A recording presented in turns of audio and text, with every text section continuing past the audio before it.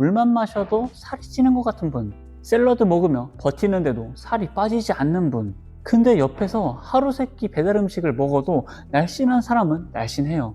억울하죠. 그래서 우리는 결론을 내려요. 나는 타고난 체질이 이래서 살이 안 빠지는 거다. 근데 이게 사실이 아니에요. 오늘 영상 끝까지 보시면 나는 살 빼기 위해 무엇부터 해야 하는지 알 수 있게 되실 거예요. 비만 전문의 우창현 원장님은 이렇게 얘기를 해요. 비만은 타고난 체질도 아니며 바꿀 수 없는 운명도 아니다. 우리 몸의 설계도인 DNA는 바꿀 수가 없어요. 이 설계도를 읽는 방식은 바꿀 수 있다고 해요. 대표적인 예가 일란성 쌍둥이에요. 똑같은 유전자인데 형은 비만이고 동생은 마른 경우가 있어요. 타고난 게 있을 수 있어요. 근데 일란성 쌍둥이도 다르듯이 비만은 바꿀 수 있다는 거예요. 우리는 다이어트를 한다고 하면 다 같은 문제라고 생각을 해요. 살이 찐 거니까요. 근데 비만에는 여러 타입이 있어요. 살과 근육이 모두 많은 비만과 팔다리는 얇은데 배만 볼록 나온 비만, 근육은 없는데 체지방만 많은 비만, 전부 다 다른 비만이에요. 원인도 다 달라요. 어떤 사람은 안 움직여서 찌는데 어떤 사람은 많이 움직이는데도 찌거든요. 살찌는 이유는 한 가지만으로 찌질 않습니다. 살 빼려면 여러 가지가 복합적으로 어우러져야 빠져요. 원인을 알면 해결 방법도 알 수 있어요. 크게 4가지 타입으로 나눌 수 있어요. 첫 번째는 갈망형이에요. 음식을 참지 못하는 분들이에요. 단맛에 대한 갈망, 쉬지 않고 먹고 싶은 욕구, 멈추지 않는 가짜 허기, 초가공식품을 끊지 못하는 분들이에요. 그런데 주변에서도 PT를 받아도 참으라고만 해요. 참지 못하고 먹는 걸 의지력 문제라고만 생각을 하거든요. 근데 이분들한텐 의지력으로 될 수 있는 문제가 아니에요. 포만감은 칼로리가 만드는 게 아닙니다. 위의 팽창감 그리고 포만 신호 호르몬들이 만들어내는 거예요. 인슐린 저항성이 생기고 렙틴이 망가진 상태에서는 아무리 먹어도 뇌가 배부르다는 신호를 받지 못해요. 가짜 배고픔이 계속 오는 거예요. 배가 불러 있는데도요. 이 상태에서 참으라고 하는 건 고장난 브레이크로 내리막길을 내려가라는 것과 같아요. 멈출 수가 없어요. 브레이크가 고장나 있으니까요. 어떻게 멈춰요 이걸? 해결책은 의지력으로 참아내는 게 아니에요. 인슐린 저항성을 낮추는 것부터 시작해야 해요. 이분들에겐 먼저 해야 할 것은 내가 뭘 먹고 있는지 알아야 해요. 내가 뭘 먹고 있는지 모른 채로 계속 먹거든요. 일주일만 먹은 걸 기록해 보세요. 하루에 탄수화물을 얼마나 먹고 있는지, 단백질은 얼마나 먹고 있는지 눈으로 확인하는 것부터 시작이에요. 근데 사실 이 기록하는 것조차 쉽지 않을 거예요. 하지만 그게 첫 걸음이에요. 내가 먹는 기록이 나오면 이제 그때 시작이에요. 이런 타입의 분들은 평균적으로 굉장히 많이 먹는데 영양은 불충분한 경우가 많아요. 탄수화물은 수백 g을 먹는데 단백질과 지방은 엄청 부족한 상태거든요. 탄수화물은 지금 먹는 양의 절반을 기준으로 잡아요. 최종 목표는 하루에 150g에서 200g까지 가는 거예요. 햇반 한 그릇이 탄수화물 70g이거든요. 굶으라는 게 아니에요. 이렇게 먹으면 배고플 건데 부족한 양은 식이섬유와 단백질, 건강한 지방으로 채워주는 거예요. 배부르게 살을 뺄 수가 있습니다. 특히 단백질을 늘려야 해요. 내 체중 1kg당 1에서 1.5배로 드셔줘야 돼요. 운동한다면 2배까지 높이고요. 체중이 70kg라면 하루에 70g에서 105g의 단백질이에요. 계란 한 개의 단백질 함량이 6g이니까 생각보다 다양하게 배를 채울 수 있어요. 단백질과 지방이 늘어나면 포만감이 오래가요. 탄수화물이 줄어들면 인슐린이 점차 쉬기 시작해요. 이게 반복되면 가짜 배고픔이 줄어드는 게 점점 느껴지기 시작하고 식욕 조절도 점차 되실 거예요. 두 번째는 감정 조절형이에요. 스트레스나 감정이 휘둘릴 때 음식으로 해소하는 분들이에요. 스트레스 받을 때 브로콜리가 먹고 싶은 사람은 없어요. 저도 마찬가지거든요. 치킨이 당기고 맥주가 당기고 단 음식이 당겨요. 이것도 참지 못하는 의지력 문제가 아니에요. 스트레스 호르몬인 코르티솔이 올라가면 뇌는 빠른 에너지를 원하게 돼요. 당이 많은 음식을 갈망하는 건 그저 몸의 반응일 뿐이에요. 이 타입에게 참으라고 말하는 건 의미가 없어요. 충동적인 욕구가 강한 상태에서 의지로 막는 건 한계가 있거든요. 근데 그건 아셔야 해요. 상황이 바뀌지 않으면 나는 바뀌지 않아요.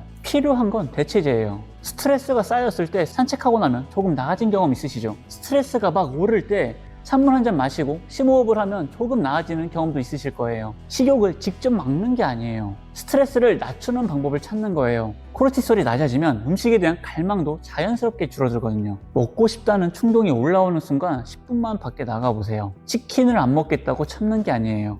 내가 처한 상황을 인식을 하고 환경을 바꿔주는 거예요. 그리고 근본적으로는 스트레스 원인 자체를 줄여가는 게 필요해요. 다이어트 문제가 아니라 삶의 문제거든요. 세 번째는 수면 부족형이에요. 다이어트 하면서 수면이 꼭 중요하다고 많이 들어보셨을 거예요.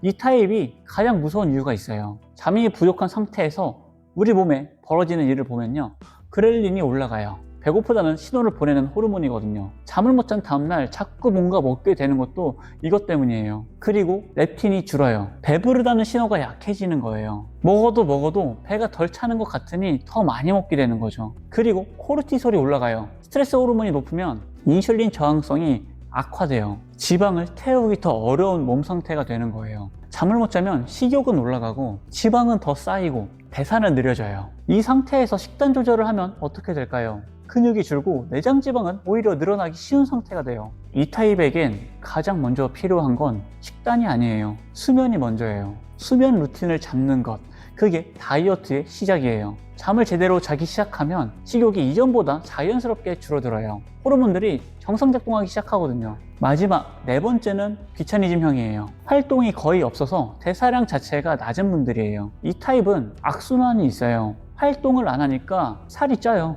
살이 찌니까 움직이기 더 싫어져요. 움직이기 싫으니까 먹는 것만 더 줄이게 돼요. 근데 더 큰 문제가 있어요. 에너지 소모가 적으니까 적게 먹게 되는데 그마저도 에너지를 태우지 못하는 몸 상태가 된다는 거예요. 먹는 걸 줄여도 살이 안 빠지는 이유가 여기 있어요. 이 타입에게 필요한 건 규칙적인 생활이에요. 땀이 흘려야 하는, 숨이 헐떡여야 하는 운동이 아니에요. 정해진 시간에 자고 정해진 시간에 일어나고 식후에 10분만 걷는 것. 이 규칙이 생기면 몸이 에너지를 쓰는 패턴을 만들기 시작해요. 이 네 타입 모두 운동 얘기는 따로 안 했어요. 운동이 다이어트 살 빠짐에 기여하는 비율은 사실 10%에서 20% 정도밖에 안 돼요.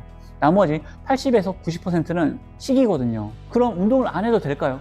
운동은 할 수 있다면 해야 해요. 근데 순서가 있어요. 앞서 얘기한 문제들을 먼저 해결하지 않고 운동을 하는 건 오히려 다이어트 포기를 불러오게 돼요. 너무 힘들기만 하니까요. 망가진 상태에서 운동을 하는 게 다이어트를 평생 하게 만드는 이유 중 하나거든요. 이 문제들이 해결됐을 때 운동을 함께 병행해야 노력한 만큼 효과가 생겨요. 근데 운동을 꼭 해야 하는 이유는 대사 개선도 있지만 정신 건강에 도움이 되기 때문이에요. 치킨이 강하게 먹고 싶을 때 10분을 걸으면 더 먹고 싶어져요. 그건 사실이에요. 어쩔 수 없어요. 근데 스트레스가 극도로 쌓였을 때 산책을 하고 나면 조금 나아진 경험 있으시죠? 그게 운동의 진짜 역할이에요. 식욕을 직접 막아주는 게 아니라 코르티솔을 낮추고 수면의 질을 높이고 감정을 안정시켜줘요. 나의 멘탈을 지켜줌으로써 다이어트를 지속하게 만드는 원동력이 됩니다. 그래서 힘들게만 하면 안 돼요. 결국 다이어트는 규칙적인 생활이 핵심이에요. 규칙적인 생활이 내가 하는 시기를 지켜주고 활동량을 늘려주고 정신건강까지 지켜주게 돼요. 이 세 가지가 맞물릴 때 비로소 지속적인 유지가 돼요. 저 또한 지금 다이어트를 한다고 생각을 하지 않아요. 그냥 생활이 됐습니다. 네 가지 타입으로 나눴지만 분류의 목적은 하나예요. 내 원인을 알고 첫 스타트 지점이 어디로 잡아야 하는지 아는 것. 첫 스타트는 달라도 결국 가야 하는 방향은 같거든요. 몸이 안전하다고 인식하는 상태, 그 상태에서 정신 건강이 유지되어야 다이어트를 꾸준히 지속할 수 있어요. 억지로 참는 게 아니라 몸이 자연스럽게 따라오는 상태를 만드는 거예요. 그래야 지치지 않아요. 다이어트는 덜 먹고 많이 움직여서 빼는 게 아니에요. 결국 포기하게 되거든요. 식이요법, 활동, 정신건강, 이 세 가지가 결합되어야 비로소 유지가 됩니다. 오늘 알려드린 것 말고도 다이어트를 하기 위해서 무엇을 해야 하는지 이전 살 빠지는 규칙 영상에서 알려드렸어요. 못 보신 분들은 고정 댓글 링크 꼭 확인해보세요.